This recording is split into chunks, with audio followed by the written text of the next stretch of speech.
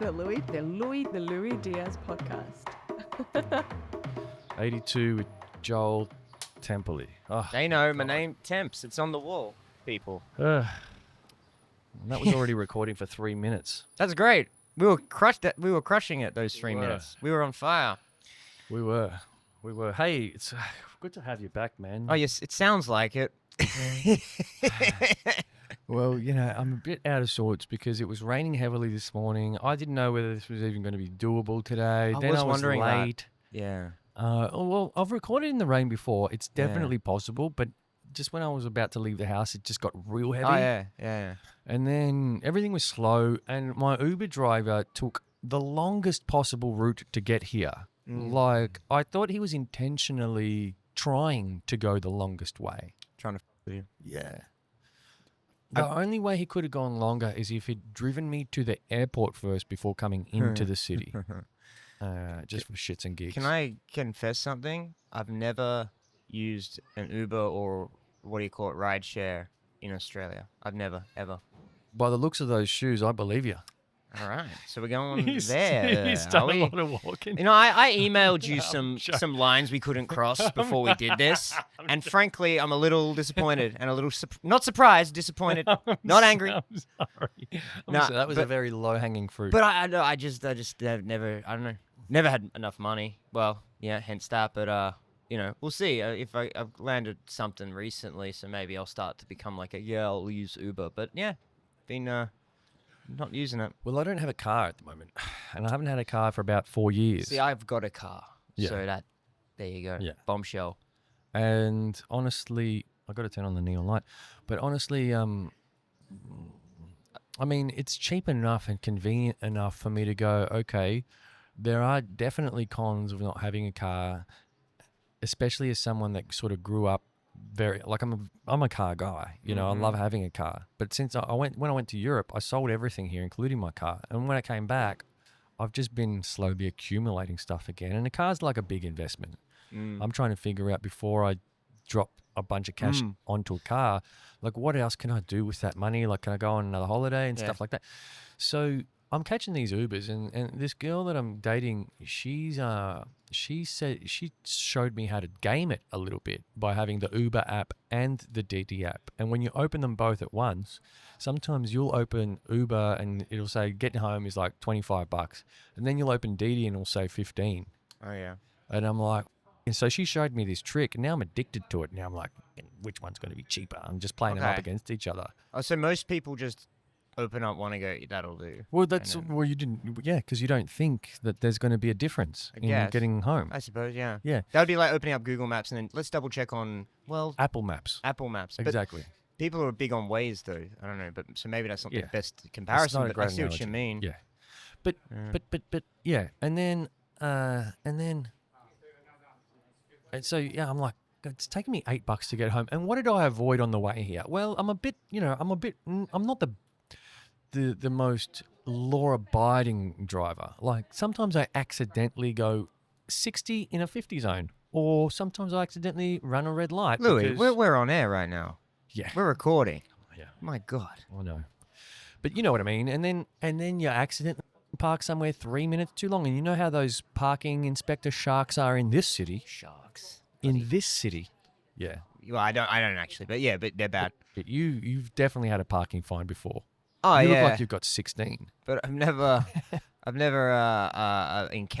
the confrontation. I've always just come back and the tickets down. I'm like, okay. They're like ninjas. They are. Yeah. That's what I mean. Like they're stealthy. Oh, I thought you meant that like they'd be you get back 30 seconds late and they're riding the ticket and they're like, Oh, no. You get back 30 seconds late. They wrote it in the 10 seconds that you were over. Yeah. And we're out in that last 20. That's how stealthy they are. Yeah. That's what I'm saying. So I'm like, well, how much money am I actually... And that's before even rego and insurance. Yeah. Well, my girlfriend's going through And a similar servicing. thing. Yeah. So that's like $4,000 to $5,000 a year just there. Yeah. So like I'm ahead already $4,000 to $5,000 a year on Uber. Yeah. You know what I mean? Yeah. My girlfriend's going through a similar thing for her job. She wants to get a car. And I'm like, well, we have access to a car already. Just think, because that's a lot of money. Even like, she doesn't want to buy a bomb. She needs a reliable car. So she's, getting something decent. Second hand maybe, but decent. Cheers. Yes. Oh, I might get it. But it's just, I sort of go like, Are you hand sanitizing? yeah, I'm hand sanitizing because you're a filthy dog. And this city is disgusting. Jesus, bro. This city is... COVID really had an impact on you. didn't COVID it? was fantastic for me because I was already a germaphobe. Oh, you And were. so the world. So you this was before. You were like this before COVID. Yeah, 100%. Now, let me tell. I don't want to go on any rants here, but like,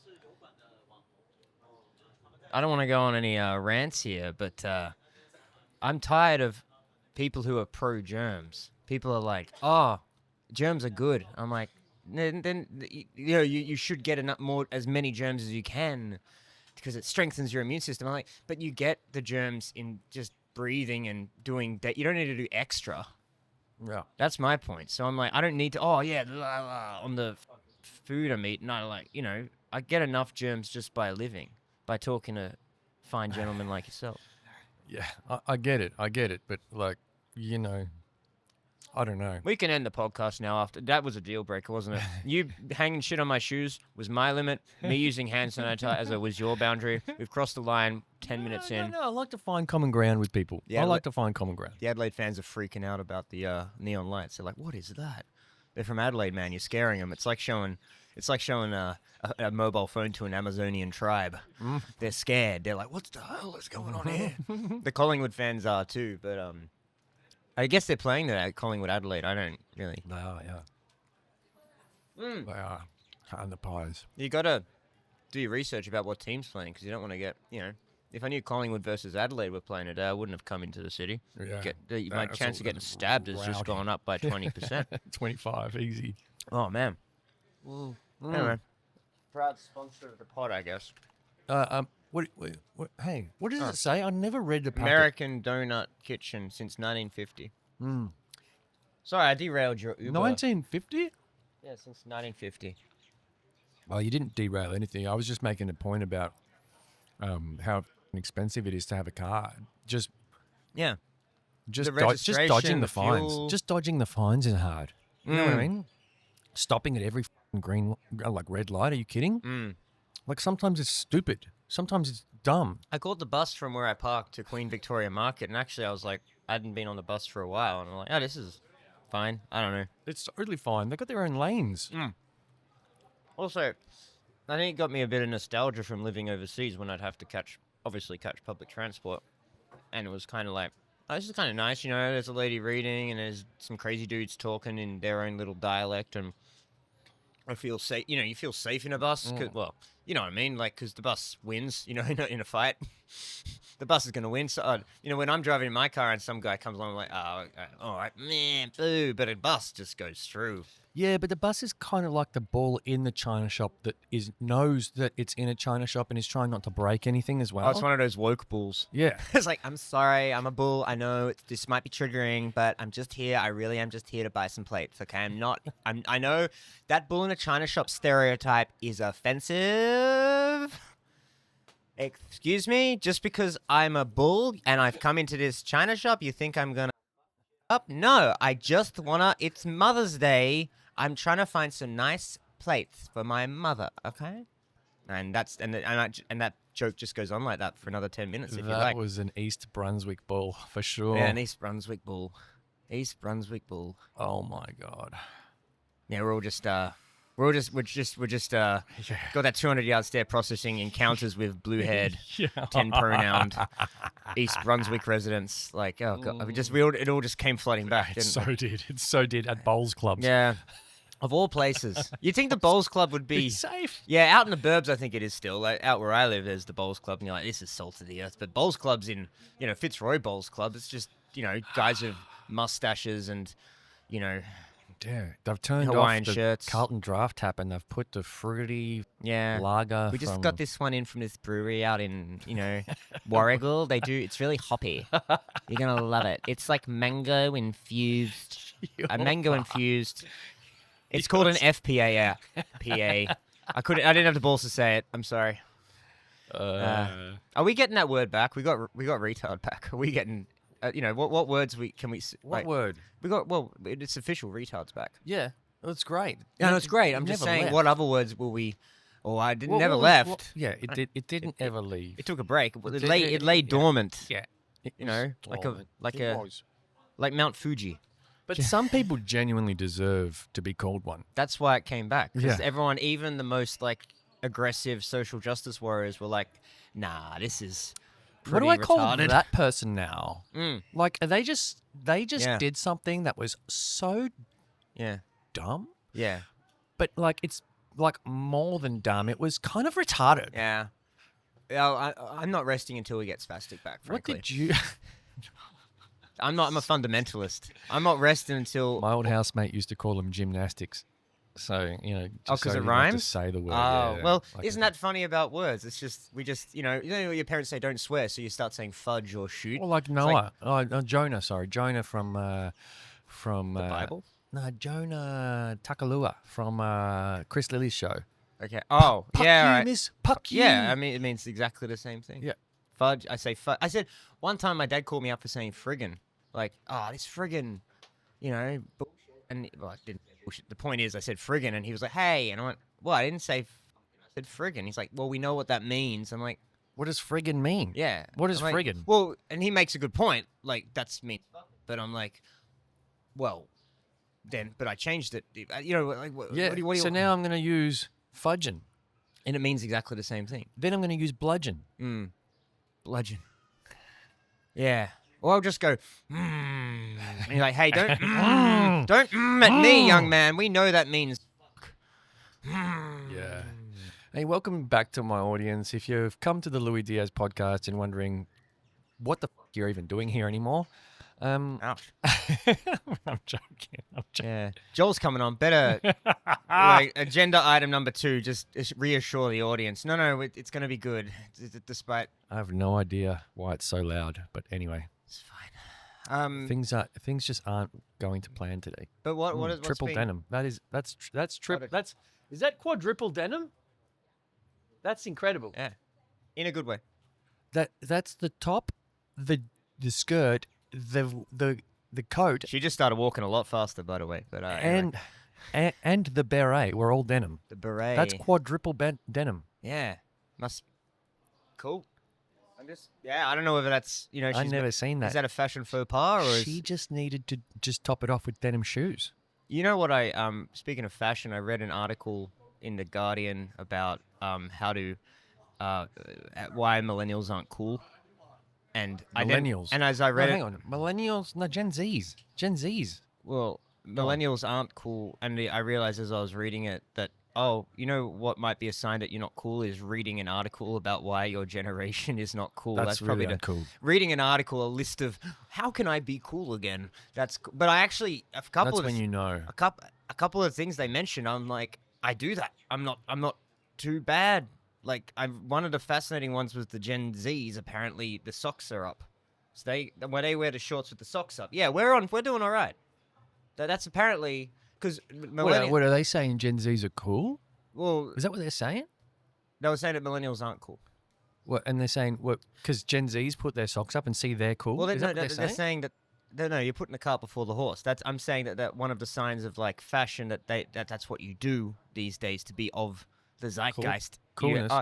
Because I don't know. I always was a fan of the running socks, which you can barely see outside of your sock. But apparently that's a big fashion no-no. No. You got to show off the sock. Yeah, no. Get your sock out. Well, a sock is an opportunity, I think. Telling me, look at this. Well, I got yin yang on my socks, people. You got to lift up the leg a bit. I 'cause know. I'm not going to pan down for that. Yeah, see. Oh yeah, they're good. That's good. Hey, look at that. Fashion. Do do do do do do do do do do. Beep beep. Are you gonna? Oh, we're probably gonna get just demonetized now because I hummed "Fashion" by David Bowie, featuring John Lennon. Oh, what are you doing? I'm just Trying to find a better guest. No. No, I'm Like, not. Dave Rose, could you come down here, bro? It's an emergency. He hasn't said a single funny thing in the first 5 hours. Anyway, Yep. Sorry. I'm just taking a small break for a second. mental health break. God, he needs it. Bless him. Just like the farmers needed the rain, Lui Diaz needs the a little time. doing a lot of swiping right on there. Left, bro. There was left swiping. Left is swiping. No, I'm not that picky, to be honest. And I don't use online dating. I never have. Oh, well, no, I'm not saying I never have. I'm just saying I haven't used it for a very long time, especially since I understood what it was doing to me. Because when people use these things, what they don't do is they don't think about how it's changing them. And what I do is like, when I'm using these things, I'm like, what behavior am I developing here? You know, I'm mindful, you could say. Yeah. And the behavior that I realized I was developing was this extremely impatient, kind of extremely superficial side of me that had no idea who any of these people actually were. I was just judging them on a picture. Yeah. And I wouldn't actually ever be like that on the street. Like on the street, you know, this lady and I would be lining up next to each other for a coffee, and I'd gladly just kind of like kill some time by making a joke about the barista's fucking yin-yang socks or something. How could you? Again, I drew up a very careful list of no-go zones for this pod, Sorry, I just wanted to see how you handled a third stab. I like how you're working up the leg, like, and you know, like an hour from now, it's gonna be like, yeah, and you know, these douchebags walking around the city with these black pants that are not skinny but kind of baggy, sort of having it both ways, and I do the whole controversial to politician. To be honest, I was gonna skip the pants because I've been so excited to get to the jacket. Oh yeah. The supporting a struggling business. What is that? Oh, you didn't know? No, I've got no idea. Oh, well, I was just joking. Then what were you going to say about I wasn't going to say anything about it. I was just joking. I was going along with the joke that you made. It's a Tottenham Hotspur jacket. Oh, Tottenham. And they stink and are good at the same time. Right now, it's hard to explain, but you know. How do you explain that? Well, they're. I mean, I always get wary talking too much about sport. They're in the Premier League. They're in the Premier League, but they're which like means they're really, good. but they're really bad in that, like really bad. So they're the bottom of the top, is what you're saying. No, it's because there are other competitions. It's not like, you know, AFL, NFL, NBA. There's one thing to win, championship, but the Premier League. But then there's also the cup. But that's the top competition, isn't it? Yes, it is. So look, if I, you know, in the grand scheme of things, yeah, they're still doing okay. But the point is, this Wednesday, Thursday morning our time, they play in what's called the Europa League final, which is like the second tier pan-European knockout competition. So they've been shit in the Premier League, but they've been good in Europe. So it's this weird, like they are playing atrociously in the league. Also because now they're resting their players because this game is of so much significance to them. So yeah, they suck in the Premier League, but they're doing well in Europe. Yep. It's kind of, imagine if like in the AFL, you go for Collingwood. Oh, I thought you said go to Pies earlier. No. Okay, whatever.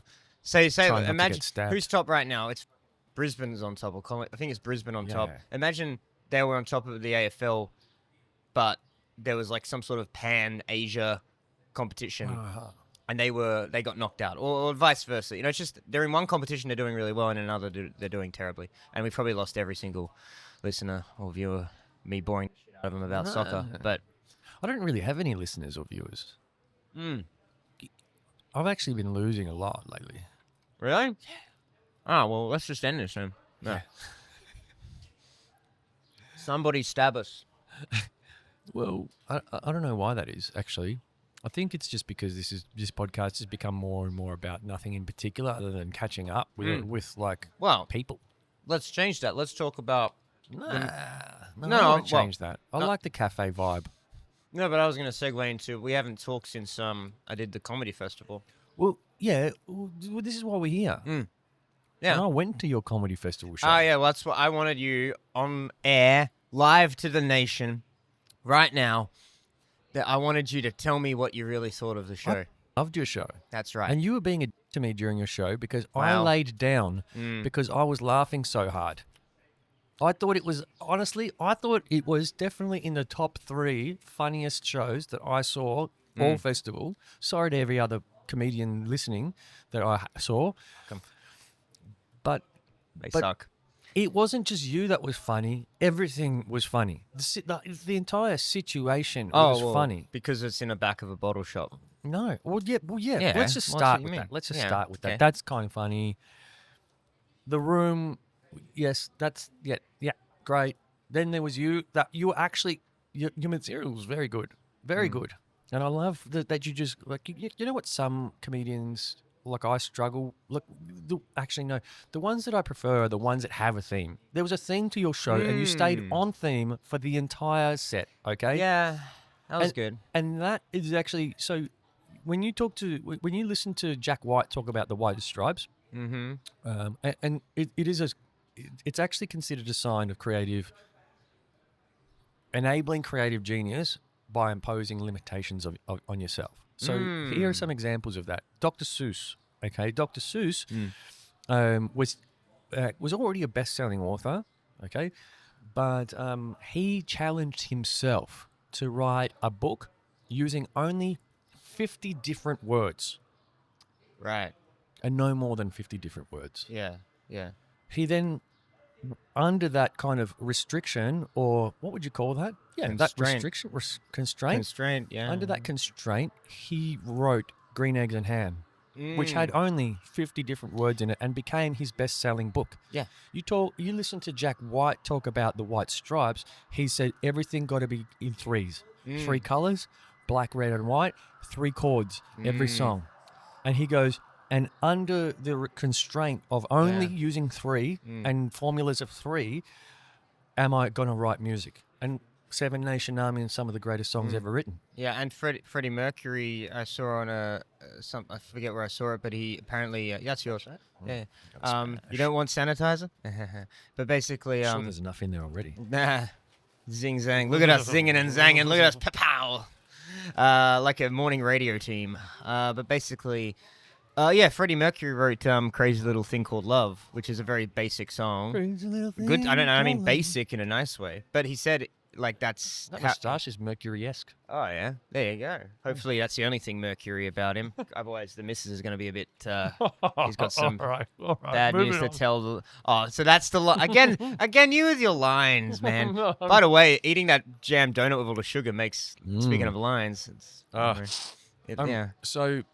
So he wrote Crazy Little Thing Called Love? Because he was not very good at guitar, and he only knew a few chords, but he said that enabled us and me to sort of do that pretty simple. Yeah, dum dum dum dum dum dum.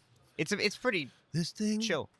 Called Love. Yeah, so back to you and your show. Back to me. Like I loved that it had a theme and that you stayed on theme the entire show. But then I'm in the show and I'm sitting in the front row because like there's only really 3 rows.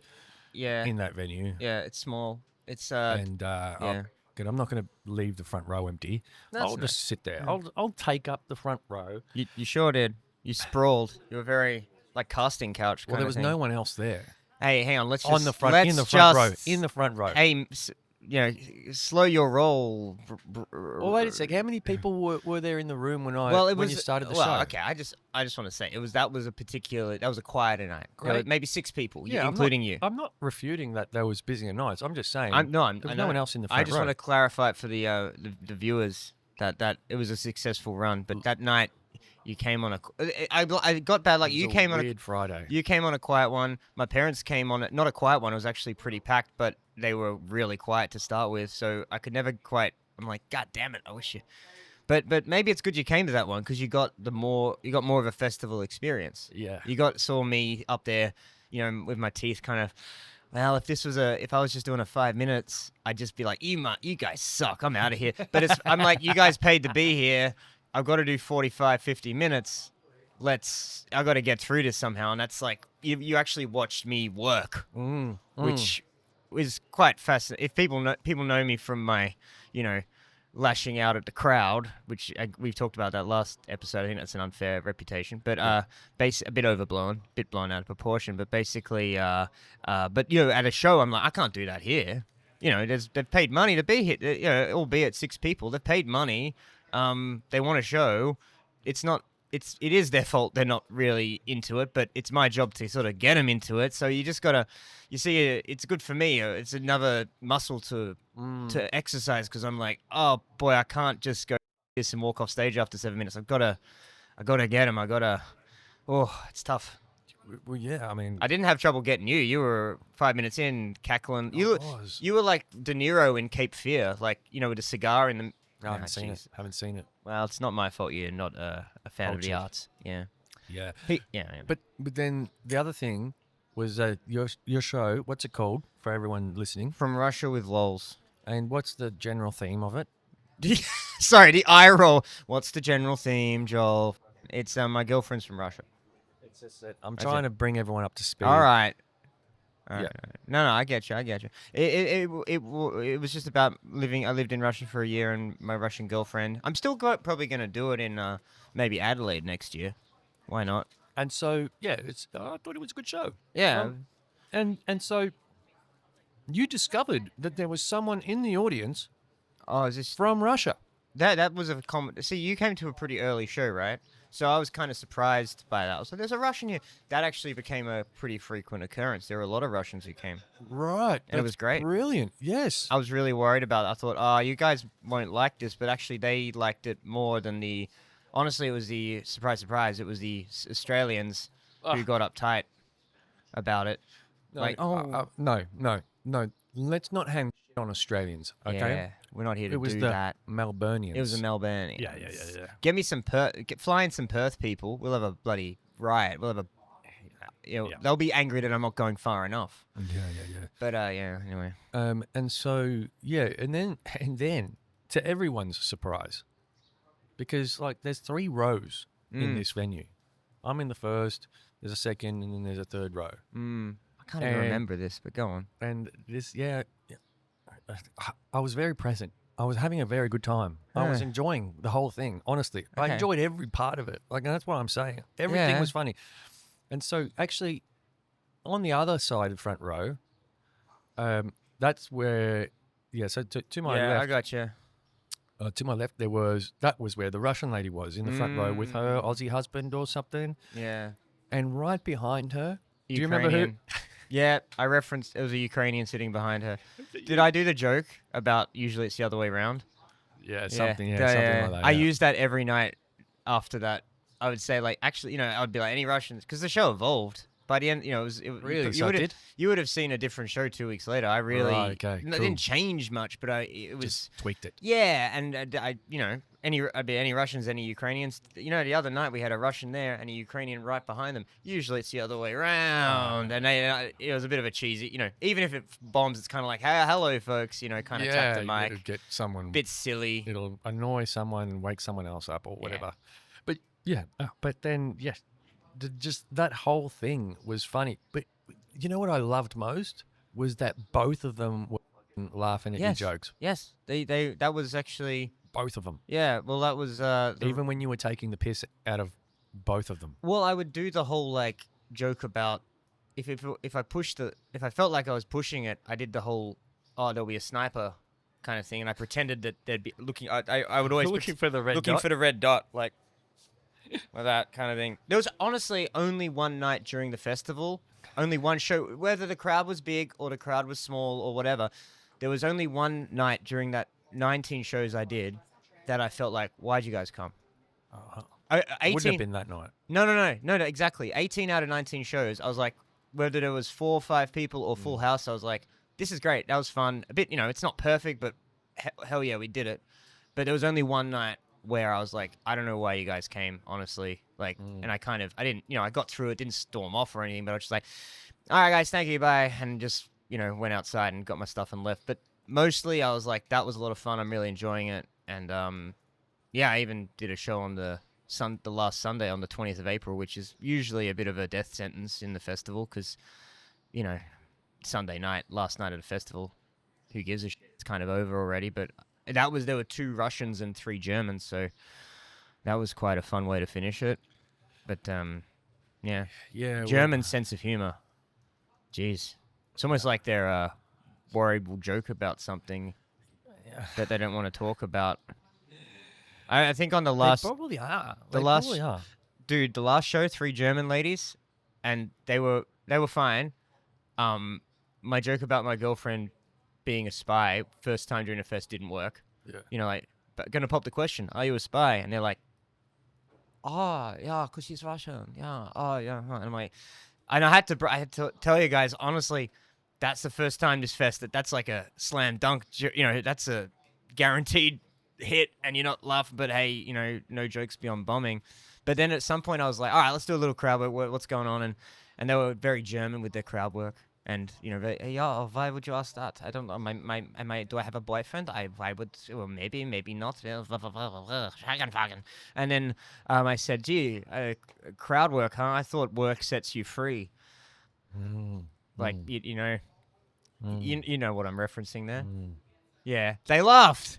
They did. They laughed, and I laughed. We laughed I for a was minute. worried for a second No, there. we laughed together for a minute because I was like, I can't believe I just said that. And they're like, ah. So you never know. They're all like, really, oh, yeah. And then suddenly they'll just erupt into, I guess if you just So push good. it far enough, That's so good. if you push it far enough, they go like, you know, it's weird. You think, oh, you guys are so uptight. But it's like, if you, instead of, why am I doing that? If you sort of recoil, Yeah, why are you doing that? fucking, something came over me. Just thinking about Germany. But no, if you come, you know, like, oh, they're uptight, they're scared, go back. But maybe actually keep pushing, and you'll push through, and they'll go, oh, God, okay, you know. I don't know. I don't know. Well, yeah. I mean, that is the art form of comedy. I've kind of finally realized that the art form of comedy is figuring out where the line and the boundary is, and seeing if you can penetrate it, like push through it. True, but then by that logic, you could almost say, don't think about the boundary, just because. Who cares? Like, just go for it, and Well, they'll. it is an invisible boundary. Yeah. And if you cross the line and they do get awkward. I did a joke the other week about, you know, I got this joke about where the implication is of the joke at the end is I kidnapped my neighbor's daughter. And then I did a joke later on. It was about Russia, like about basically the gist being the population's gone down because of the war. And I got they didn't hate it, but they weren't laughing. They're like, oh, and I just went, oh, so you want me to go back to talking about kidnapping my neighbor's daughter? Would that be better? You like that one? You know, so if you can remember the joke that they did like, that was also, you can call back to it and go, but like last comedy festival, I would do a graph. Not a real graph, but I would like take the mic stand. If a joke bombed, I'd take the mic stand and go to the wall and go, okay, so you love this joke about abortion, but let's end the joke about school shootings, not so much. So love killing kids here, but not, you know, you're sort of like, and they laugh at that a little bit. It's kind of fun. Yeah. Yeah. What I do like that about your style is that you like to check the audience before they wreck themselves. You like to keep them honest. Instead of just going, right, okay, next joke. I think like, that's be like, important. what was wrong with that? You know, like what? What did I say? Yeah. Well, it's important to do that. Yeah, because it's hard to do it sometimes. especially Melbourne crowds, they've gotten away so much with being able to silently assassinate people that when someone turns the tables on them, right, and goes, oh, explain why you found something that was very similar to something else that you found funny, offensive.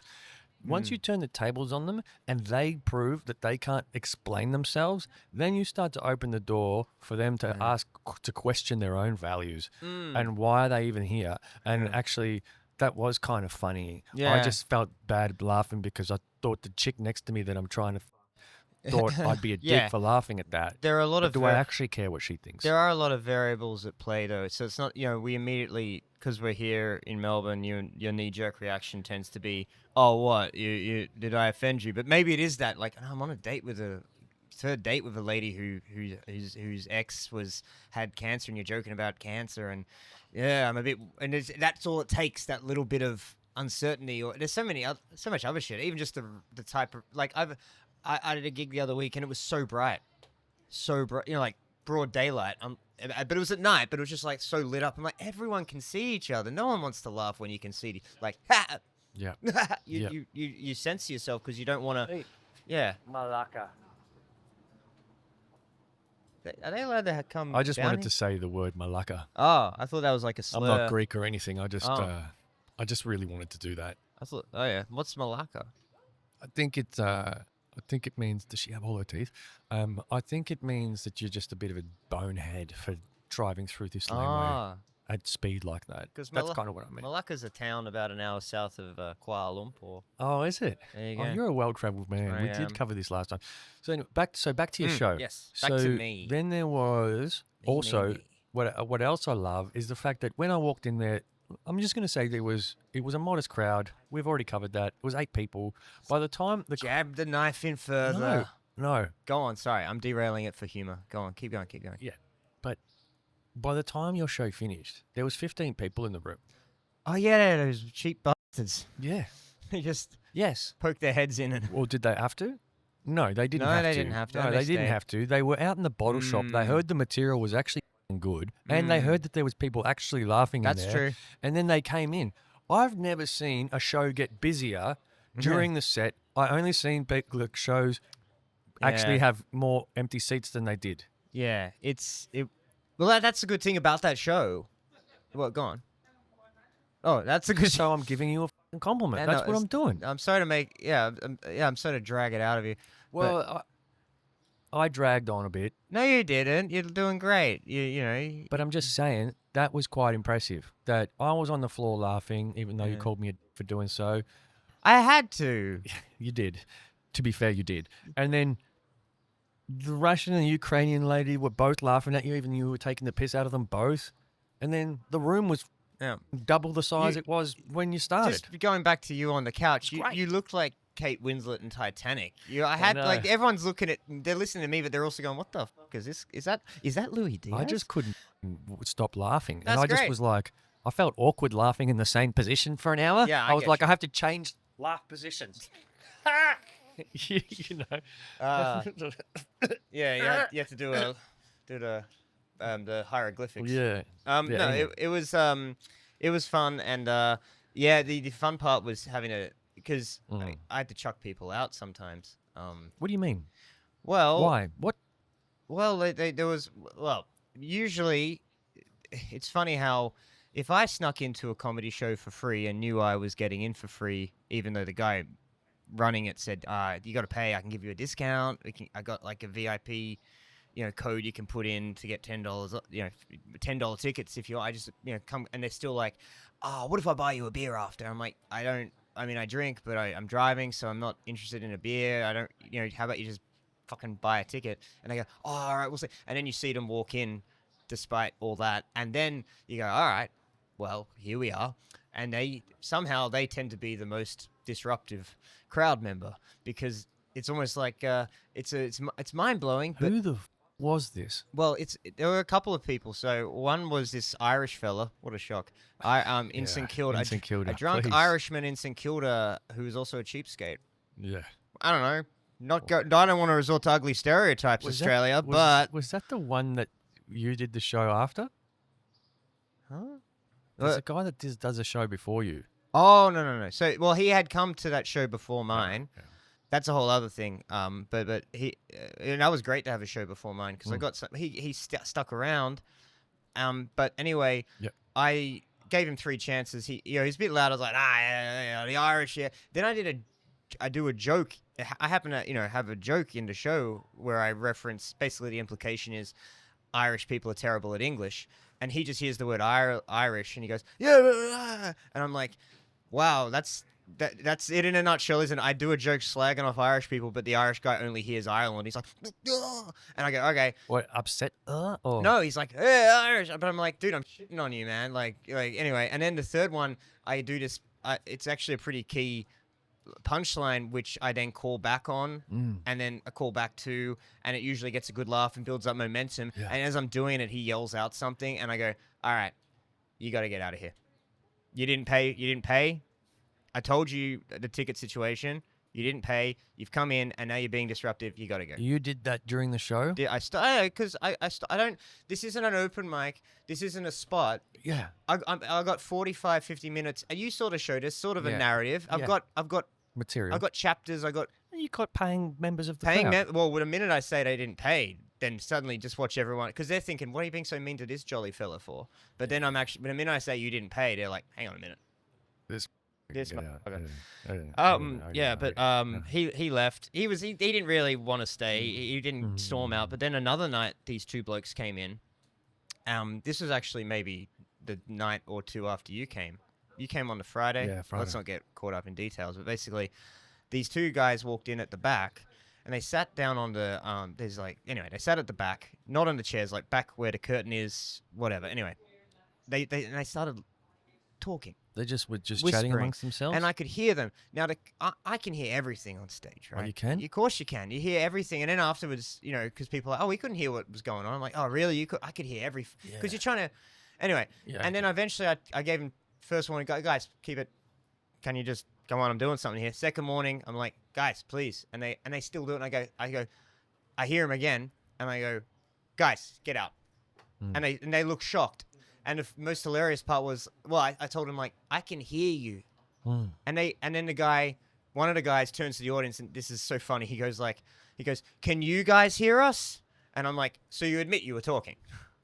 Right? Like, you could have just said we weren't talking, and I'd be like, no, you were, and it would be a he said, she said kind of scenario. But hearsay, conjecture, but you admit to talking. You admit you were talking. So then so they off, and they're like all shocked and shaken and shit. I'm like, get the fuck out. Like, I'm tired. Sorry, I'm tired of. That's all right. Tired of this.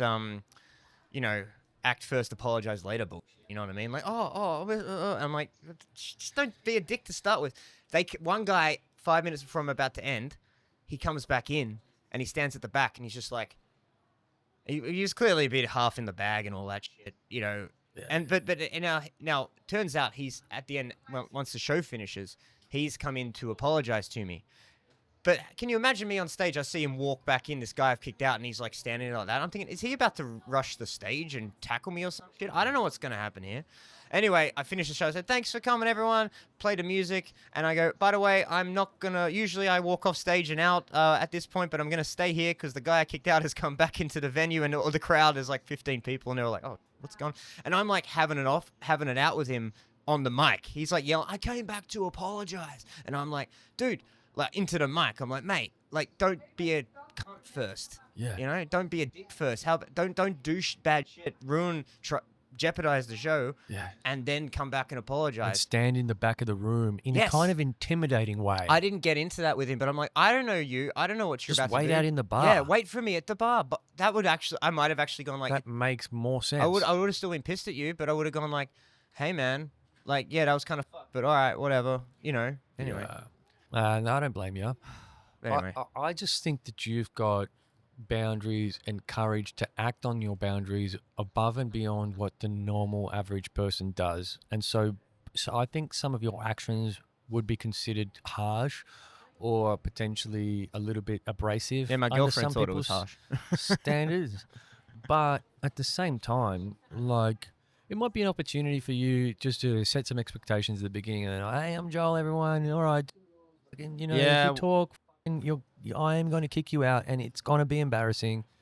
I eventually sort of honed in on, if you haven't got you need a ticket to be here. I would say that start like because I was doing everything. I was bringing myself on, and I was like, all right, guys, I'm about to start the show. Just let you know, this is a ticketed event. I need you to have a ticket, and that usually took care of it because the ticket, like I said, no ticket. You have no investment in the show, you're more likely to be a dick. Yep. Yeah, that's why if I had snuck into a show for free, I'd be like, shut the fuck up and just enjoy the show. Some people... That's what a normal person would do. Some people did that. Some people actually were like that, and I'm like, all right. But some people were absolutely like, you snuck in here for free, and now you're ruined. Like when I go to Hoyt's and I sneak into a movie. You shut the up. You're like, I can't believe I'm getting away with this. I ain't going to sit there next to people who bought a ticket... Eating my popcorn like... Yeah, I'll be like, I can't... Yeah. Why did you think of that bit? But there's... I guess there's a sort of... oh my God. You again. She might be a different one. No. Possibly, yeah. So literally this time last year, my first ever video recording podcast was with Caleb Highland, right? And there was this very nice Chinese woman and her partner, and she was wearing a red. She was dancing. Good luck in Chinese. Yeah, dancing in the rain.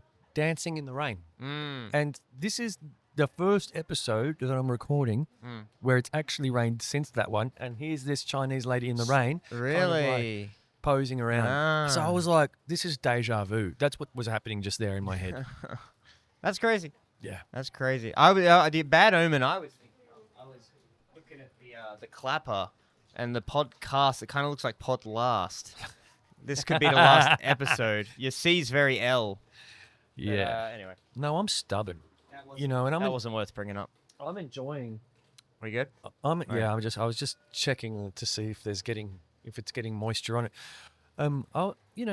I'm enjoying the process of creating this podcast and evolving it and turning it into something. Yeah. And I don't know what exactly I'm turning it into at the moment, but I like having these conversations, and I do think that there's yeah. value here. You are still early days with this thing, though. To be fair, what episodes? This is episode 82. 82. Yeah, I mean, how many? I think we talked about that last I'm time. already exhausted.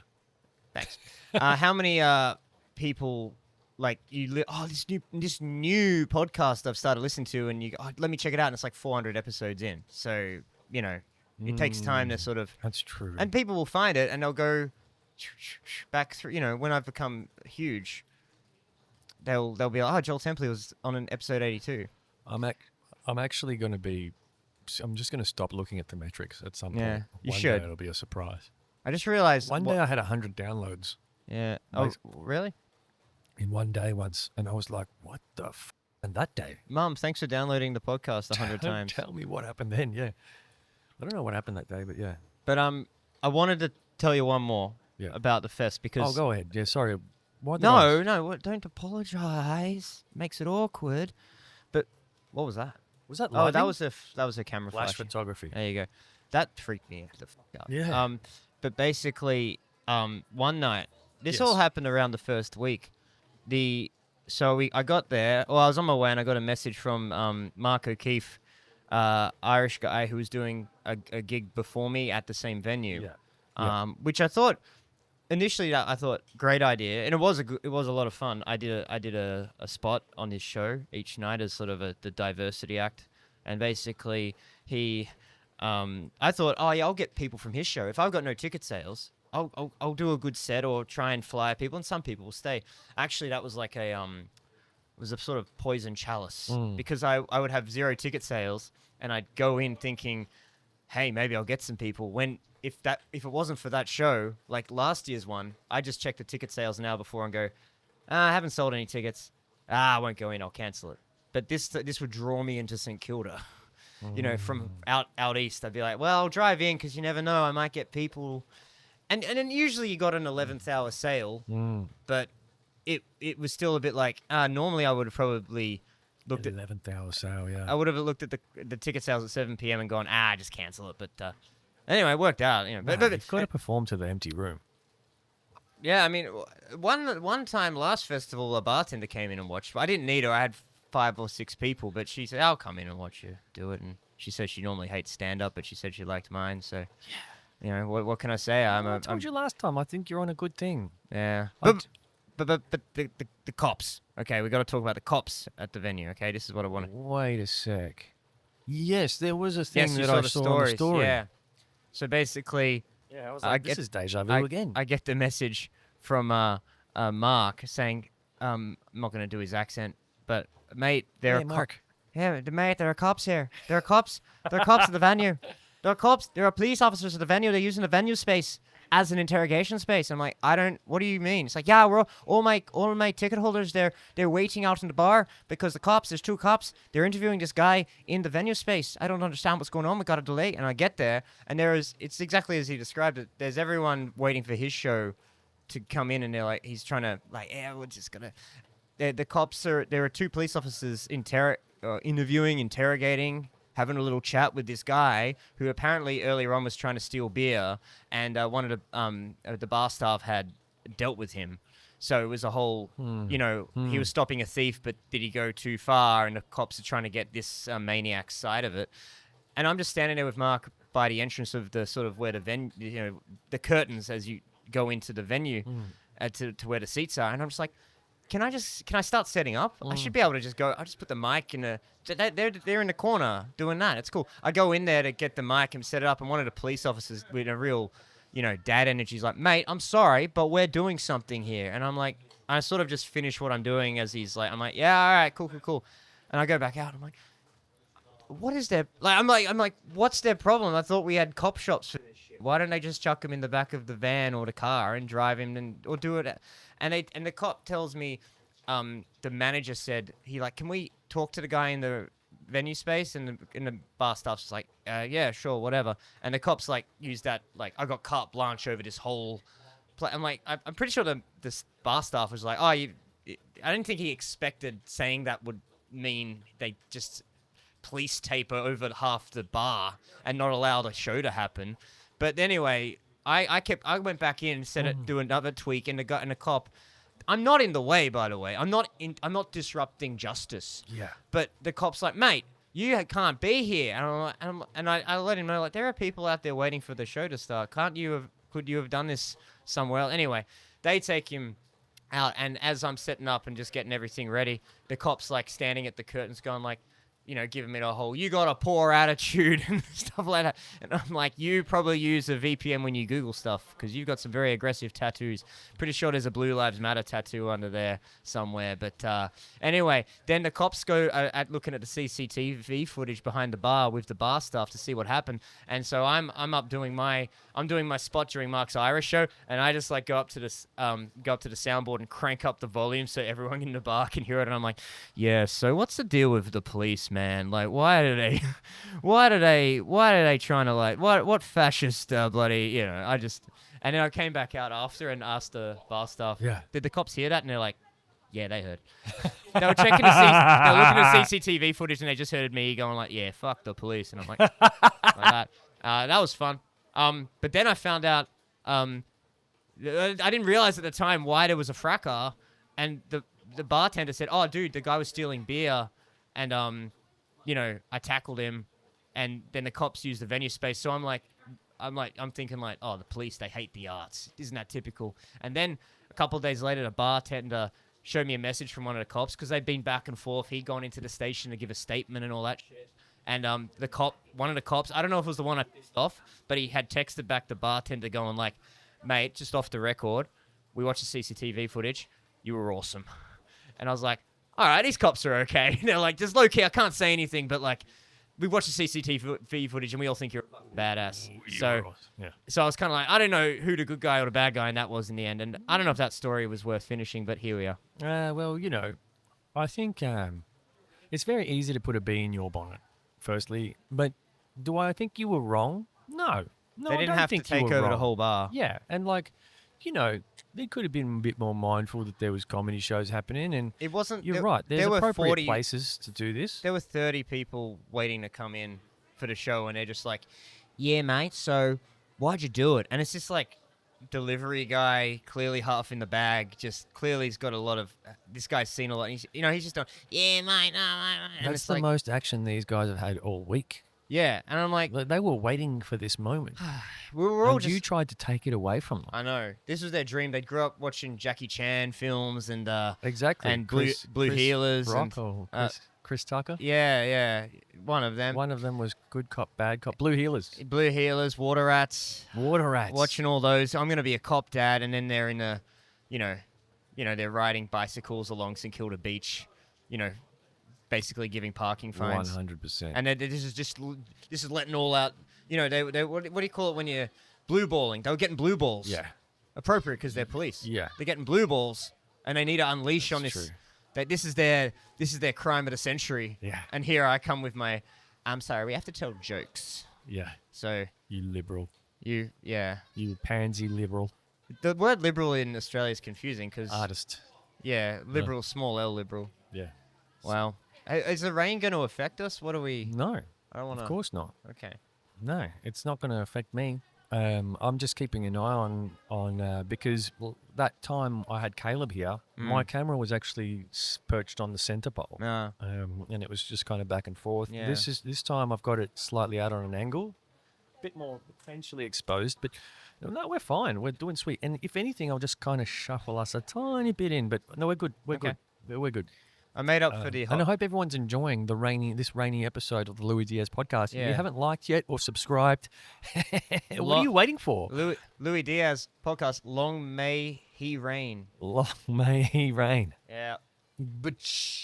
And I can guarantee you his actual material is way better than that. Was that your rim shot? Yeah. The sound effect.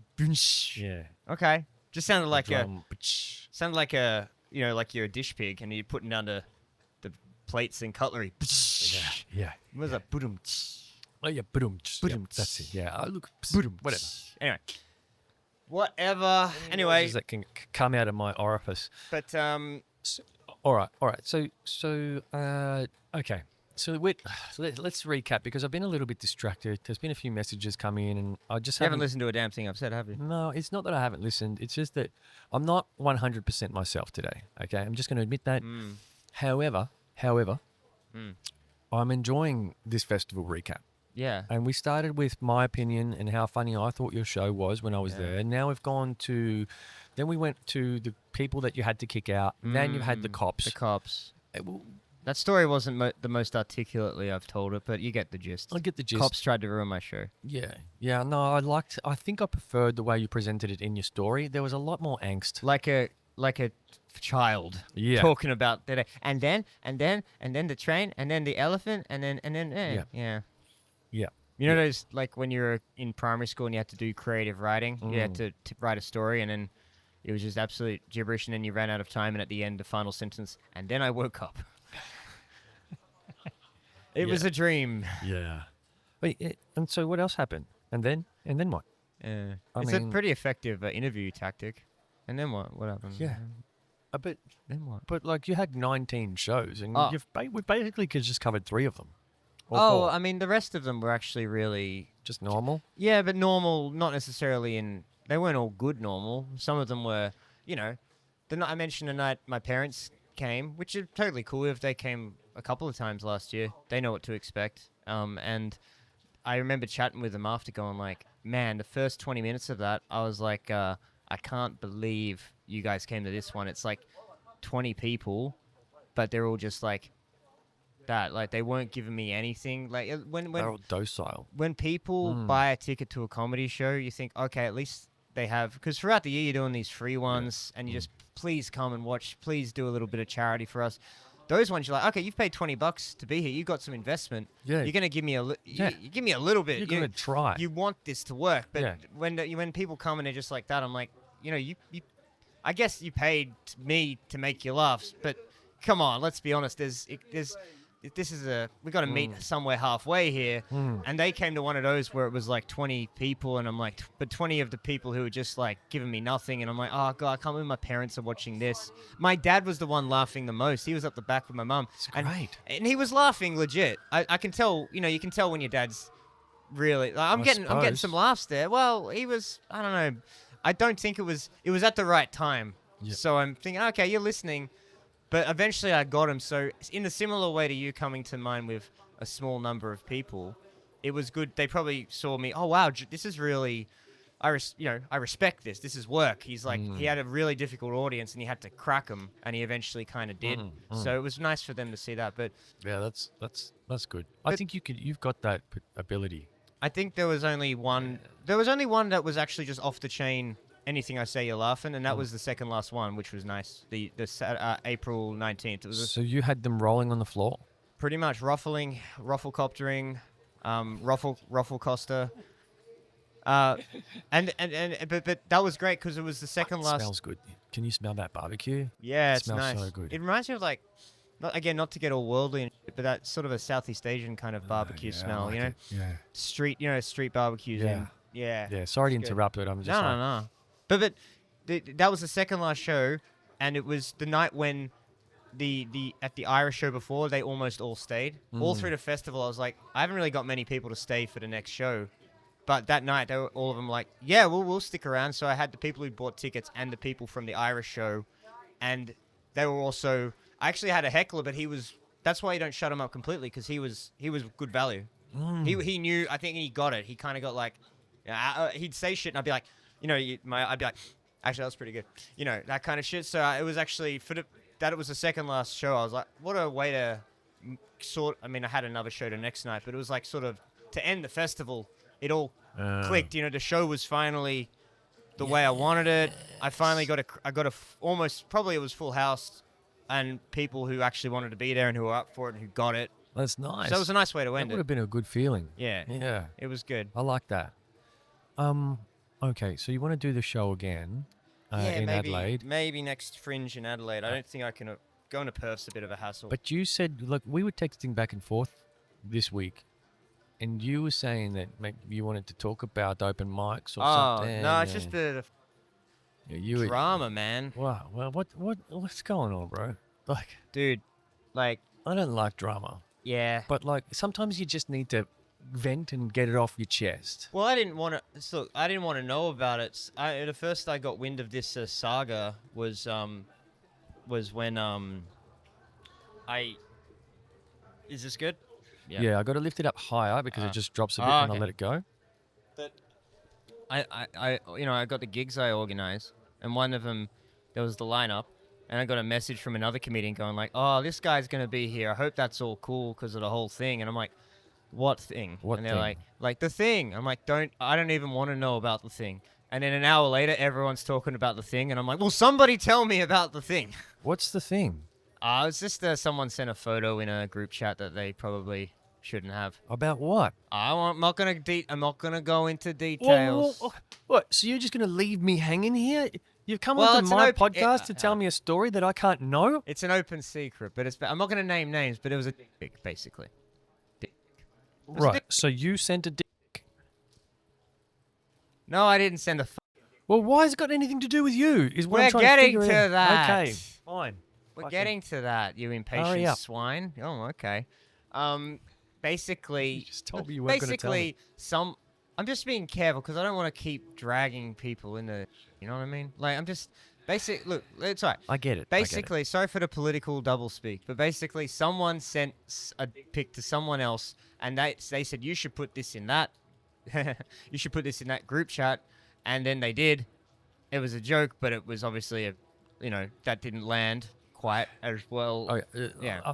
let me just piece this together. Someone sent someone other individual party A mate, a pic. yeah, The mate took the dick and posted it in the group chat. yes.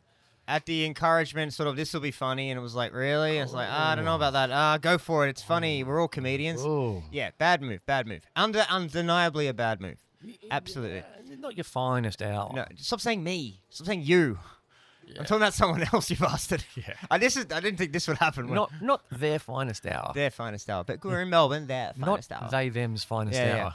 But no, absolutely not. And they, them, this person was told as much like, dude, girl, or whatever. I'm not, no genders. Basically, that was not a great move. But it's just in the preceding couple of weeks, it's just sort of someone else has sort of made a thing of they did a reel of how, they didn't say the person's name like I'm doing now, but they made a reel about the worst comedian in Melbourne and how disgraceful it is and how it's,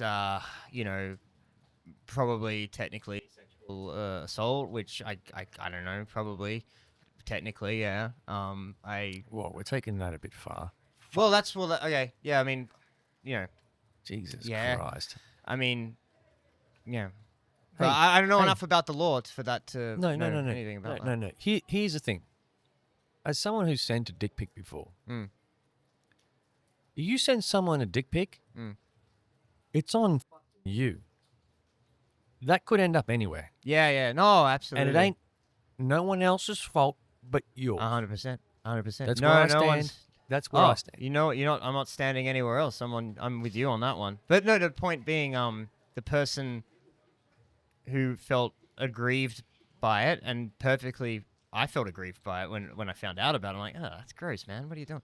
But basically, this whole worst comedian in Melbourne reel, which got a lot of views. I commented on it because I had heard that maybe there was a bit more to it. Like someone had, at the time I was like, I think someone might have taken that person's phone and sent it and then as a joke. I'm just being a pussy going like, I don't think we know. You're giving them the benefit of the doubt. I'm just going like, I don't know what's happened there. I think, it'd be a shame to. You don't know the whole story It'd be a shame to make someone feel awful and push them to the edge without knowing the whole story. Without knowing the exact details of it. Sure. And I'm like, is it really worth making a video about that? Going, this is the worst comedian in Melbourne. And I'm like, yeah, I mean, you don't know. Let's just make sure we're across it all before we start getting. I don't like a lynch mob, you know what I mean? It's not. Everyone's just diving in, and I'm like, this, you're really. That's not great. You could be pushing someone. You could be pushing the wrong person. Can we just forget about this? Like, it happened. Can we just bury it? You don't have to forget about it, but you don't have to. We don't have to go nuclear here. Yeah. Because I know that the guy's received messages and has apologized and has been battered pretty hard by people, and he. All right, I need a name. No. We'll talk off it. Seriously, I don't want to say the person's name again because it's enough. No, but anyway, it's fine. I actually don't need a name. This is where I come in. This is where I come in. Oh yeah, beautiful. Get the but so this is where I come in. So I run comedy in the cellar. Yeah. Yeah. I basically, thank you for supporting the arts. Basically, the night like. A couple of Fridays ago, I did a meme. There's The Sopranos? You know how there's a scene where Tony's going, Christopher Columbus is a hero? Oh, jeez. But he's yelling at his son, Christopher Columbus is a hero in this house. End of story. So I go, in this house, and I replace with the not the name of the person who did the picture, but the nickname that has been applied to him since. Right. In this house, this guy is a hero. End of story. I'm being ironic. Yeah. It's like trolling, nihilistic. Yeah. And then there was then on top of that night they came to Comedy in the Cellar, and we did a video. Him arriving, we're not chanting, but we're sort of laughing at him and going like, joking how you'll never get on at Comedy Republic now. You'll never get on, because you'll never get on at the gala now. So you know what I mean? But in that video, in that video, I stand by the fact that we're not cheering him. We are going like, dude, that was crazy. Are you out of your fucking mind? We're like, in Anchorman where he's like, he's saying to the dog, he's saying like, I'm not even mad. I'm impressed. Like, we're just impressed by how you've done that. Like, how could you think that was a good idea? We're flabbergasted, and all you can do is laugh sometimes. For sure. Some people. I agree. So some people took that video as an endorsement. They're like, so this room, Temple is endorsing Comedy in the Cellar, aka and they all know who runs Comedy in the Cellar. They're like, hey, so you're pro. Why this do you guy. think it's in a cellar? Yeah. Well, yeah. I could have gone. I could have gone that angle. I could have gone like, yeah. I mean, the show on Fitzroy Street in the back of a bottle shop is no, but no. Second only to Comedy in the Gutter. But I kind of took it personally because I was like, I've actually do a lot of work at that room to try and make it safe and friendly to people. Yeah. Of any stripe. It's an open mic, firstly. Yeah. Anyone can sign up. For sure. I think there's no barrier to anyone. And I've done more with that room to give people a starting comedy than a lot of other people. Like, people just DMing me like, hey, man, woman, whatever. Like, I'd love to do a spot. Can I get up this Friday? Sure. Here's the details. Come down. You mean I could text you and do that? 100%. 100%. Yeah.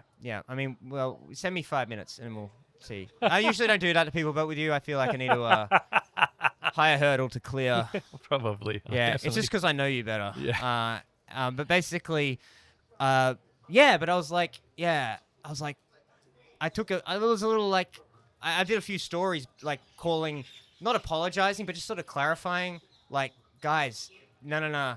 Don't drag Comedy in the Cellar. It's like one of the few open mics in the city where you can just hit me up, sign up, get into the group chat, put your hand up to sign up. No barriers. No matter how shit you are, no matter how good you are, just get on. This isn't the place to be dragging. This place has done more for people wanting to get into comedy of any gender, race, religions, sexuality, whatever. For sure. Anything. Broadest church there is. Like, but people have like, I've seen screenshots of like, people going, look at this. He look at the story he did, or Comedy in the Cellar did about this saga, and you can see where their values lie. And I'm like, no, our values are like, anyone can get up. Yeah. Anyone can. We do a don't spot. cancel we people. don't care it's. But you don't cancel people either. No. You mean me or what? What do you mean? Well, yeah. In general. Your values-wise, you and your room. Well, Yeah, you no, don't it's- subscribe to cancel culture. Of course not. Don't. I feel offended. You asked me that. I'm Well, going to cancel you for no, asking I'm me just that. clarifying that. No, I'm 100%, clarifying but that no, because well, people need to know I would like, where your I values would are. like to think I've made my values very clear. That I run a room where you can pretty much. Yeah, Yeah. you know, but that's the openness and inclusiveness. Yeah, it then goes there's, both ways. Then there's the not being closedness and Yeah. exclusiveness. There's They're it's- not the same thing. They're two different things. Yeah.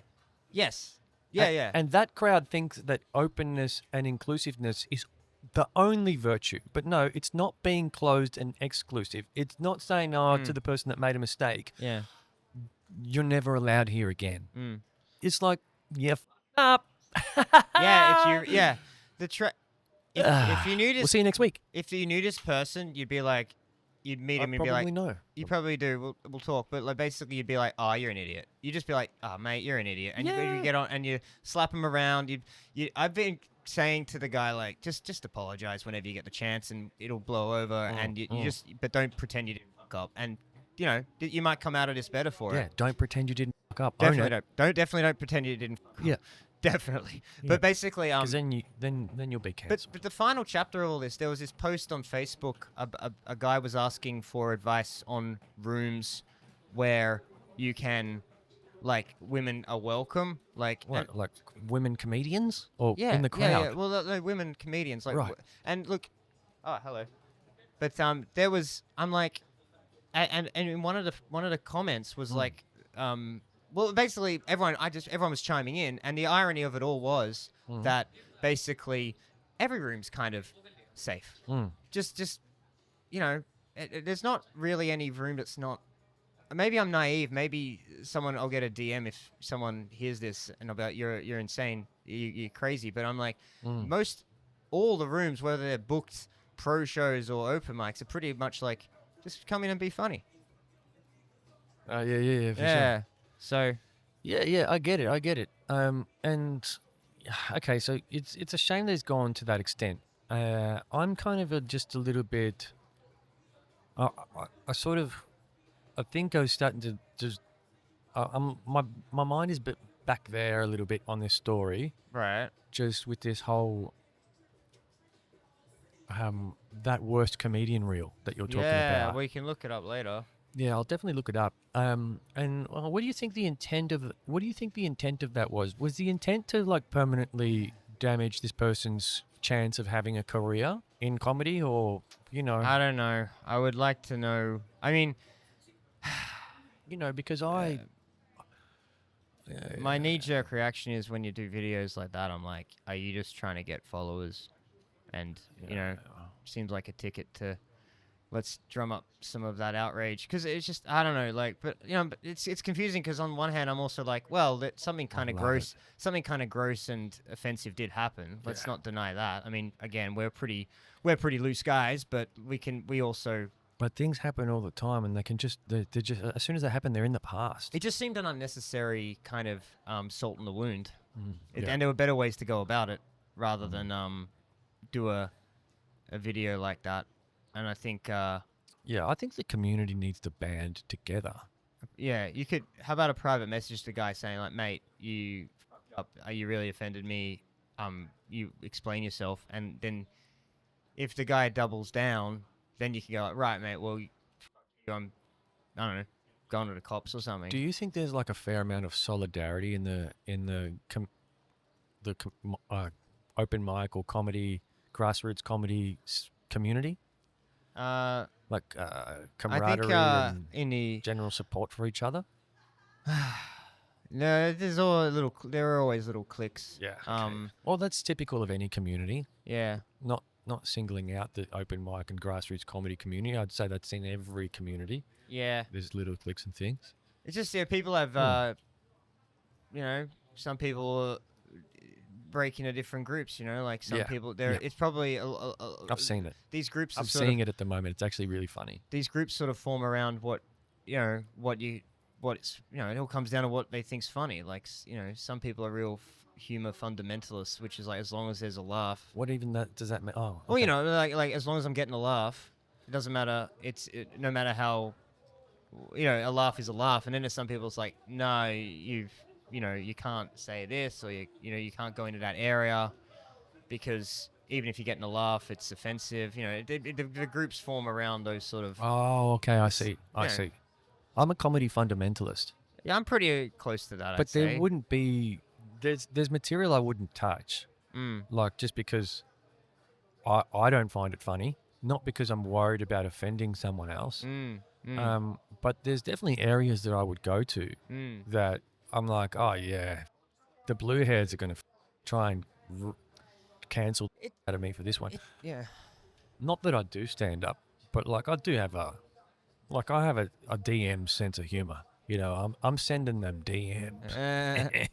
But the Those funny Family thing Guy is, reels. you never know, because you go, like you'll go to the burbs to think, all right, these are the Sky News dads, and they just want to hear, they're tired of the cancel culture, and you do a joke to them, and they go, what? Then you go up to Northcote thinking, I'm gonna bomb in front of the blue hairs here, and they laugh. You see, it's always, you never fucking know how it's gonna play.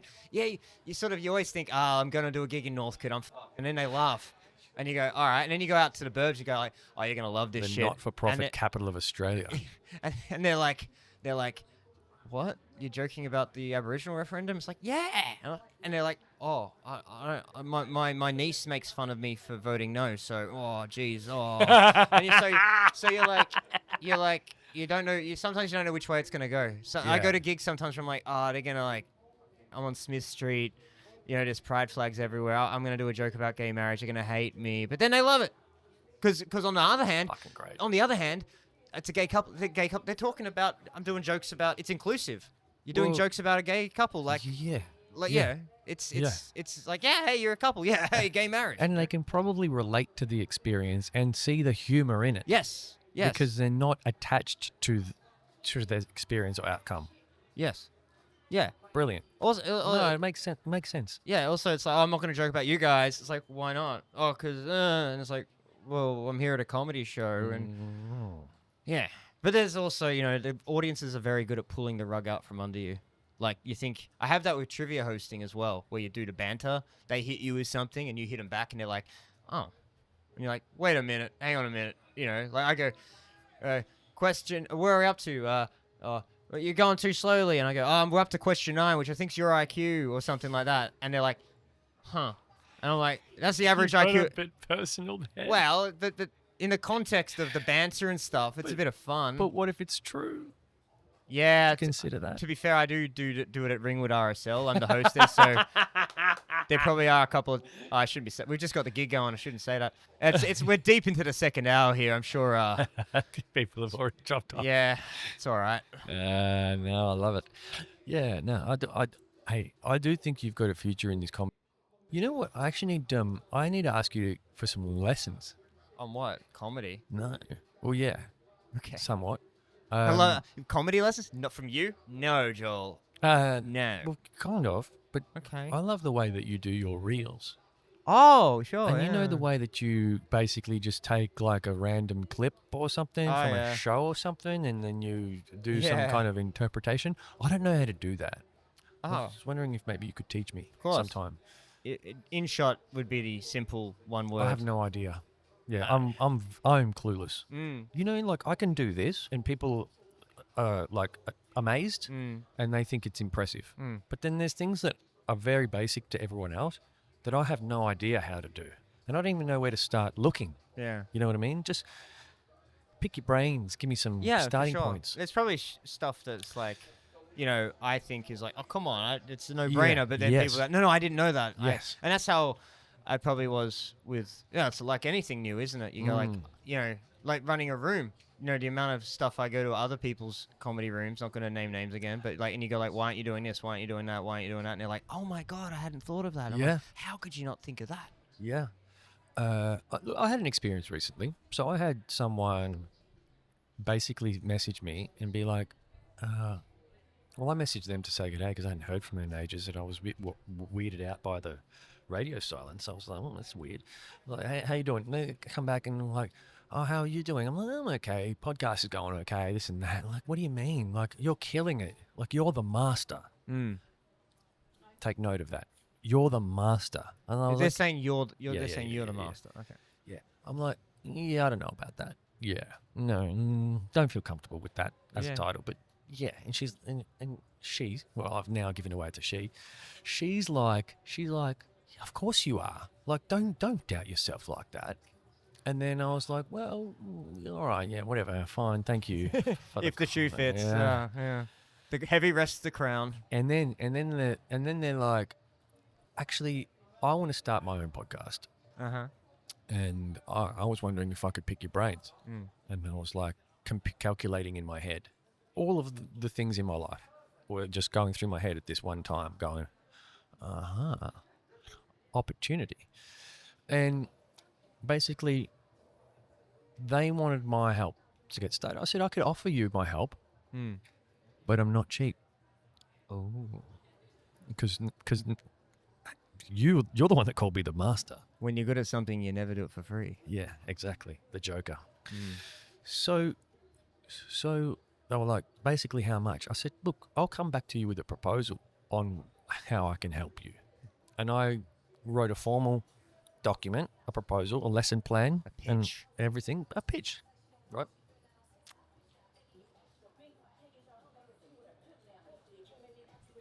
They think we're famous. Yeah. And and then essentially, I was like, full day workshop, $1,200. Haven't heard back. Heard back. I've got some questions to ask you. Yep. I spent an hour on the phone, answered a bunch of questions, waited again, about a week, come back. I'm ready to go, but we've got to negotiate on your price. And that's the latest. I haven't come back Ooh. to that one because I just haven't had time. Is this a friend? Somewhat. Okay. It's a new friend. New friend. It's, All right. you know, there's not a lot of history there. Fair. But Can I ask where you arrived at the 1200, or was that Yeah. pull it out of your ass? yeah, I pulled it out of the arse. Okay. But there was I reached around and sort of It was gentle. it was just Oh my love. so where did I reach 1200? Well, firstly, I'm time poor, and secondly, you called me the master, right? Your words. And that was your mistake. That was the first mistake you made. Yeah. Now, I am very time poor because I'm busy. I have a full-time job and I'm trying to do this. You know, I'm trying to release weekly episodes, and that's a lot for a guy with a full-time job. So, so I was like, but then also, I'll give you some other insight. So I used to teach people how to skateboard. Did you know that about me? No. I used to teach people how to skateboard on St Kilda Beach and I started one summer because I was just bored one day. I had the day off work and I just wanted to teach. So I put a sign on one of my skateboards and it said free skate lesson. Oh, cool. And I sat it on the tip of the other one as I rode it around and people could see the sign. And then as I'd get approached, I'd put the board with the sign on it down and be like, that's your board. I'm going to teach you on that. Essentially, I did that for a whole summer and I did it for free, right? And it was great. Yeah. The whole summer. Not even tips. Like, hey, if you. People did tip me. Uh-huh. I refused. Okay. Like, no, I'm actually doing this for free because I'd been hustling with my children's book. And I was like, I'm sick of hustling. I just want to do something I enjoy and just give it away. Okay. And so I did this for free, right? And I found this interesting. This was really interesting. You know, there was varying degrees of gratitude, including cultural differences. And I'm going to call some cultures out here, right? The first culture I'm going to call out, Germans. Well, yeah. Germans frequently would tip me at the end of the lesson and would refuse to leave the lesson without some form of gratitude as a token of a gift, offering me to buy me a beer or cash. I imagine they were confused when you said it was free. Probably. Yeah. Probably. But they're used to doing free tours around, walking tours around Europe, where you pay like $5 at the end. Yeah. So that's maybe what they thought this was. Yeah. But nonetheless, we'll go to the other end of the spectrum. Brazilians. Oh. Hey to my Brazilian audience. Como licença. Brazilians would get off the board and within 3.5 seconds of touching down onto the tarmac again, would ask when their next free lesson could be scheduled for. Emphasis on free. No tip. Emphasis on free. Mm. Like you want it. Like I've just taught you to skate. You're now confidently skating. You don't need me anymore. You want more of my time for free? Yeah. I know that's a good booty, but you know what I'm saying. I was about to say, the Jose's, you're like, mate, fuck you. For the Martinez, you'd be like, oh, yeah, we can do it later today if you want. That's cool. Yeah, totally. There was opportunities. Let's just put it this way. Yeah. And so the next summer I came around and did the lessons again, but I was like, I'm not doing these for free anymore. I've paid my dues. I believe I'm that good because I've got all these 5-star reviews and only 5 stars. I believe I'm that good that I deserve some money this time. So I'm trying to up my self-worth here. Yeah. And so I went on Airbnb Experience and I started by charging $20 an hour per lesson, per person, and I can teach up to 2 at a time, right? So that's where I started. Within a month, well, like after the first few lessons, perfect reviews, perfect scores, perfect comments, I start up to 30, 40, 50, 60, $70 an hour, right? Still getting 5 stars. I went up to $90 an hour. Right, for a skate lesson. $90? Yes, Wow. for a skate lesson. And I was doing mostly couples, whether it was a dad and a daughter or a mum and a son or a boyfriend, girlfriend, right? Yeah, that'd be cool. Yeah. And again, the reviews always stayed at 5 stars. Yeah. Right. Here's the thing I learned during that process. So I've learned about the free and the Brazilians versus the Germans, but when I'm charging money, what I've actually learned that at $20, people are like, yeah, that was all right. I'd still get a 5-star review, but they're like, yeah, that was all right, thanks. Interesting. When I was charging $70, people were like, oh my God, this was the greatest experience of my life. And here's another 50. Investment. And here's another 50. Yeah? Investment. Like, They're invested. what are you doing after your lessons today? Can we take you out to dinner? Yeah. I'm like, no, the people with the money have more gratitude, right? And so I'm like, all right, so in this process, I've gone from doing something altruistic that I enjoyed, and I did it intentionally, altruistic, to doing it as, for money, as a way of trying to develop my own self-worth, scaling that up from 20 to 90, and learning about the differences in attitudes in people as they pay more up the scale. And I'm learning about them and developing my self-worth. And I'm like, oh, okay, all right. Maybe you are like at literally 5.0. I've never got anything less than a 5-star review. Like maybe you're good at this. Maybe your levels of self-esteem and self-worth were so damn low, like so damn low that you didn't even think that was possible, but you're proving it in real time that it is possible that you are worth something.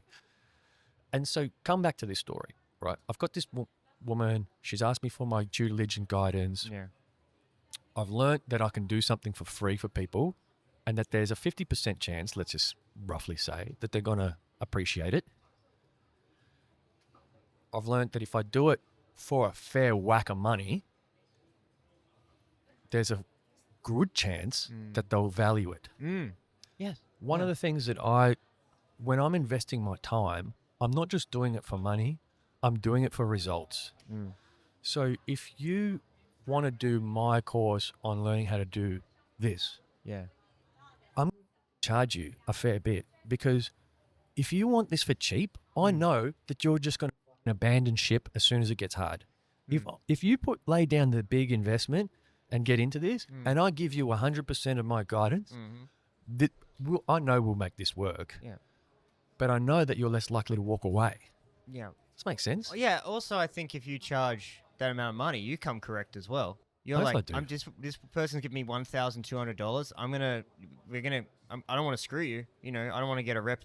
You don't want to have that rep of being like, I just charged this person $1,200 and I phoned it in. You know? My pitch document was impressive. Like I Yeah, showed you it to other people and they were like, Yeah. this is professional. Well, first thing I want to say is you're a way better storyteller than me, and that makes me very jealous. Secondly, That's very kind of you to say. I was listening. I was like, this is so much. All my stories are like, and then. Let's just say that I enjoy your style as well. There's I've already a said that. yeah. Thank you. Don't stop. But it's similar to comedy. It's the investment in the show. They pay $20 for a ticket. It's this mistake a lot of people make. Like if it's free, people's expectations are low, so then they will rise above their expectations. That's not how it works at all. They expect shit, they will get shit because they think it's shit. 100%. And this is a lesson that honestly, these are things that you'll read in books. Okay, so you like when you're like where I was in my low levels of self-esteem, maybe let's just say 10 years ago, for argument's sake. And you read these kind of self-help books, or you listen to these self-help influencers, and they're like, I went from being broke to just starting this and selling this course, and I was selling it for $500, a lesson or whatever it was. And I was like, bullshit. How did you go from zero to like extremely expensive? Where was the where was the development phase in your self-esteem for you to think that you could charge that much? Or did you take someone else's advice and go, okay, I'm reluctantly going to take that advice because I don't think I'm worth 500, but this professional's telling me I'm worth 500. I'm going to apply it.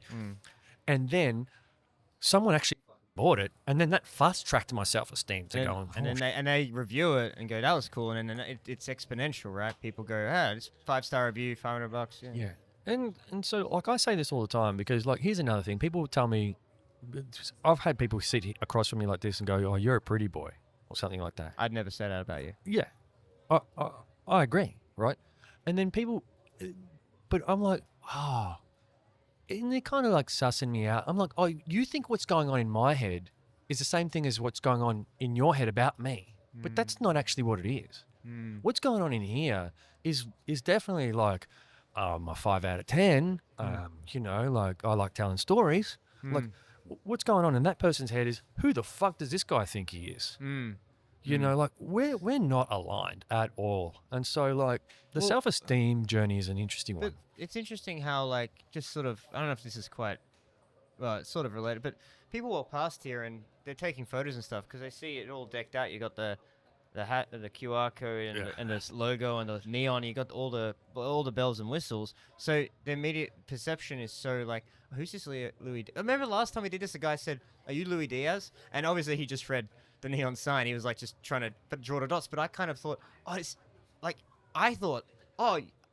you more famous than I thought you were, or something like that? Not oh, I should have worn a suit. But it's that perception. Maybe suddenly it's like Louis Diaz. It's suddenly you repeat the name and it's like Louis Diaz, Louis Diaz kind of thing. Yeah, It builds. I had an interesting experience at the festival actually. I went to the after party show. Oh, at the Exford. At the Exford. Right. And I loved it, by the way. And not right. Just sorry. As a punter. Yeah, no, I thought you might have meant the final one. You just mean the one the after party. That's the name of the show, isn't it? Yeah. Yes. Yeah, Very good. I went to like two or three of those nights, and I had like a couple of people come up to me and go, "I've seen you. I've seen you. I've seen your podcast." I'm like, "What? Really? Yeah. Where?" And they're like, Around on social media. And I'm like, "Which one?"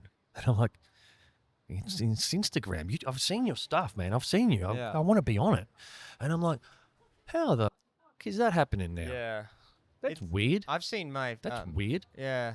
I saw a guy at my at the Gigs Comedy in the Cellar last night. He showed me on a website that I wasn't on. It was like my show from last year, a poster for it, like West St Kilda Association. It wasn't a Facebook hub, it was an actual website, and I'm like, oh, okay, it disseminates somehow and people repost, and it's that's cool. It's good to be good at social media, or at least you not are shit at it. You can. I think you are shit at it. I'd say I'm shit at it. Well, that's why I said I wanted to pick your brains, because I think your style and the way you do things is different to the way like I'm currently doing things, just chopping up bits of the app. I want to learn how to promote in a different way. Like I want to learn how to promote this episode by not using a clip from this episode, but by talking about this episode or something else. Okay. Just different ways of... Because I would have said the clipping is the way to go. Clipping's good, but it's not like if you're a one-trick pony, Mm. you know what I mean? What's the other way you want to do Well, it? like with? the ways that you do it. Like you've got like your funny skits that you do, and you also do your Oh, the memes about stand-up memes comedy and stuff. Yeah. Yeah, I mean, but yeah, I mean, Not yeah, to say that they would work. I'm just saying I need to figure out different angles, not just the clips all the time. Yeah. Clip. Same. yeah, I guess. Though if you're Like good at it, Goundry taught me this. what did he teach you? Well, Goundry taught me about the power of this social media thing and how he's using it, how he's used it, and his rise is really all to do with the consistent application development of his social media game. And that's one thing I've recognized and identified that I'm not doing. I'm not developing my social media game. I'm resting on my laurels going, oh, clip will do.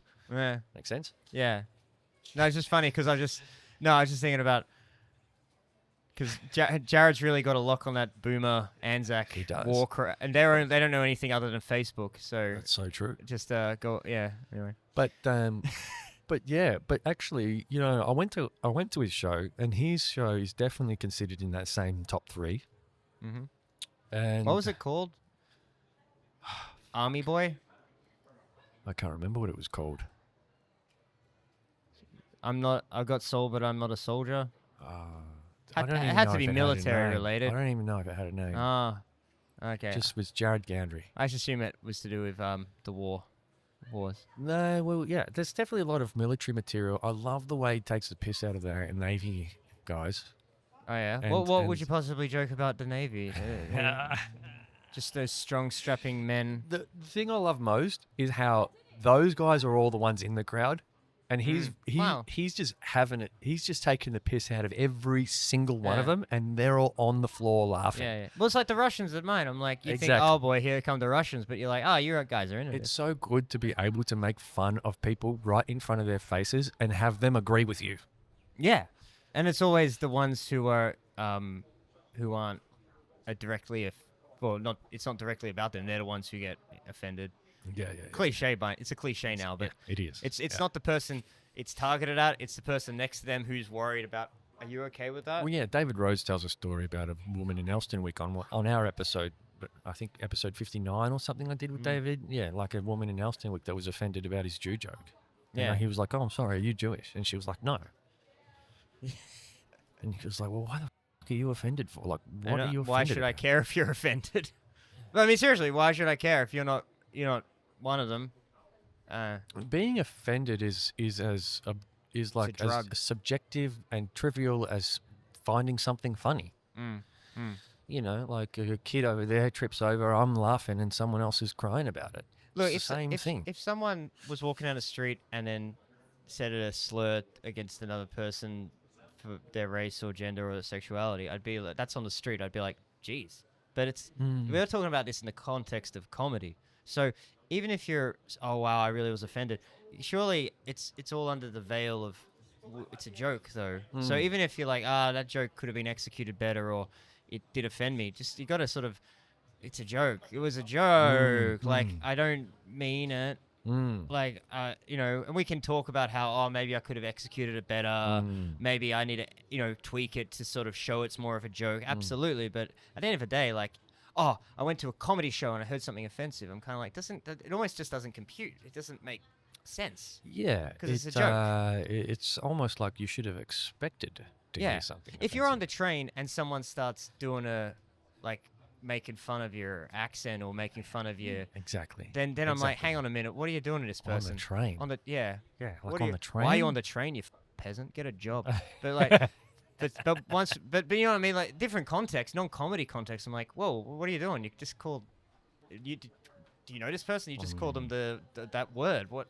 But in a comedy sense, in a comedy setting, I'm like, I mean, I'm not saying You get up. do still need to build a bit of trust Oh, with an audience well, that- before you can execute that. Oh yeah, absolutely. You still got to talk about maybe you still got to get off stage and go, yeah, I didn't build up enough momentum for that Holocaust joke. Oh, I didn't. I shouldn't have opened with the abortion joke. You know what I think is the best, and it's just an opinion. It's not based on any personal experience, of course, but I think the best way to potentially build that trust to get that momentum is self-deprecating material, maybe in the first 5. Well, you know what? surprising about the show, my joke about the Holocaust worked really well.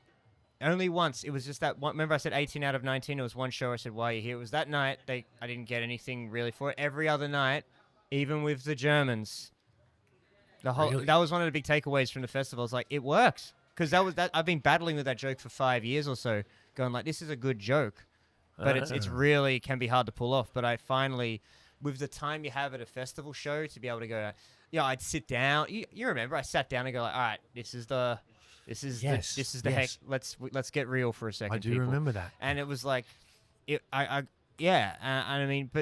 that's to the point of like, you got to work on the execution. You got to work on the momentum. And there are nights where I was like, I haven't built up enough momentum for this next joke, but here we go. Yeah.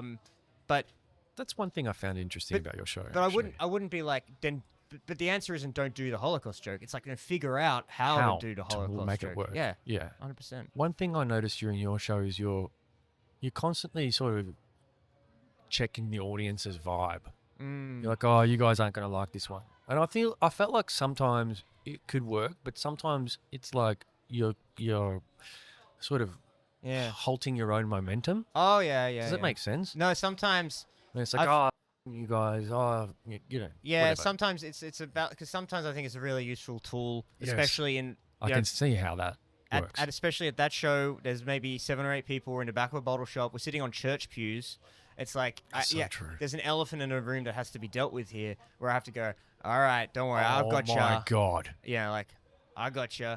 We're gonna get through this. But there are some times. Last festival show, I did lean into it too much. I brought it up to. I said, well, I got to do 5 minutes about the room. I got to talk about the room. And most people were like, this is fine. Yeah. We're in St Kilda. There's pretty lights. There's graffiti. There's a stage. The sound is good. We're comfy. We've got a drink. It's cheap drinks at the bar. What of it? But I was obsessed with like, how about this crazy room we're in? And it's worth bringing up a little bit about. But you overdid it. But I overdid it. I'm like, I just spent 5 minutes talking about the room, and people are like, why does he hate? It's fine. So, you gotta know when to go. Oh, I'm ruining the momentum here. I should have just done the joke, as opposed to going. That's good. Yeah, it's good that you're mindful of it. And obviously, comedy is an art form that develops over time, just like Van Gogh developed his painting skills, I suppose. I am the Van Gogh of comedy. Thank you. Yeah, the appropriate analogy. I just had this vision. I'm just checking my phone for the time. Now we're good. Yeah, I just had we're almost up. But Thank God. I had this vision of you coming out when you said church pews. I was like, Temperley, bro, you should come out dressed as a priest. You should definitely. I did a gig as a priest once. I dressed as a priest for a Halloween gig. It was fun. You should absolutely do that, and just start with a sermon. Start with a sermon and just start ripping it to shreds.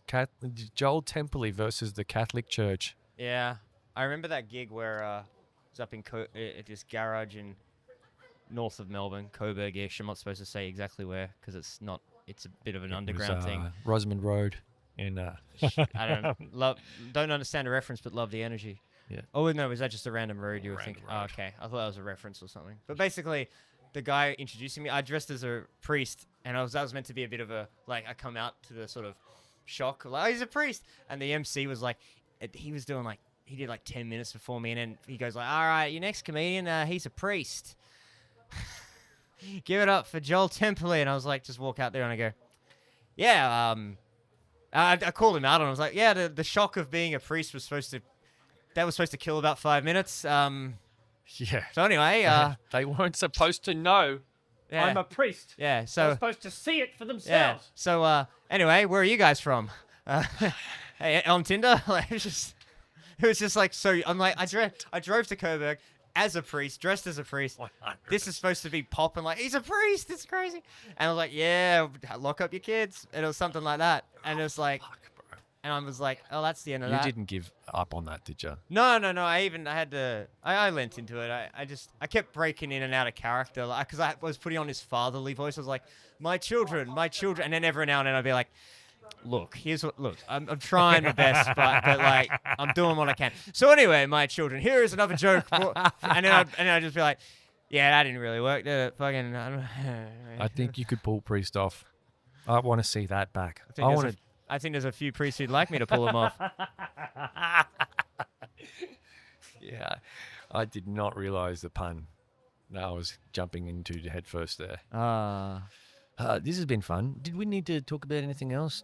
I think we've taken care of all business. We have? I made up for the hot cross bun saga. You did, with my favourite donuts in Yeah, the city. Like Melbourne's best donuts. Thank you for helping me out to eat them. Oh, thank you Because for helping me. I only ate 2. Well, I don't know finder's tax. I could have got 10, I guess. Jesus Christ. But we'd lose a limb by the end of the episode. No, it was good because I had a bloody...